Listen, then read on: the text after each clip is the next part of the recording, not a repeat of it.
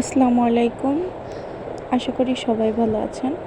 অনেক দিন পর আপনাদের জন্য একটা ব্লগ ভিডিও নিয়ে চলে আসলাম। অনেক দিন পেজে কাজ করা হয় না, কিন্তু মাঝে মাঝে সময় পাই ঠিকই, কিন্তু সেরকম সময় হয়ে ওঠে না। তো আজকে অনেক দিন পরে ইচ্ছে করলো একটা ভিডিও তৈরি করতে, তো এই জন্য ভিডিওটা করা। আসলে আমরা ব্যস্ততার ভিড়ে ভুলে যাই যে নিজেকেও কিছুটা সময় নিজের দেওয়া উচিত।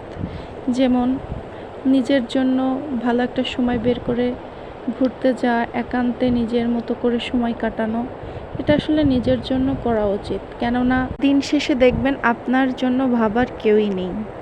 সুতরাং কিছুটা সময় নিজের জন্য রাখা উচিত বলে মনে করি। যাদের ছোট বাবু আছে তাদেরকে শুধু মানুষ দেখে যে হ্যাঁ, বাবু নিয়ে শুয়ে বসে আছে।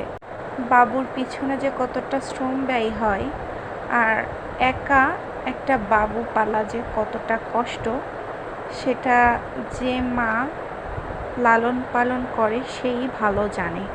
কিন্তু বাইরের মানুষগুলোকে শুধু জ্ঞান দিতে আসতেই পাওয়া যায় যে আমাদের বাবু ছিল, আমরা এটা করছি সেটা করছি।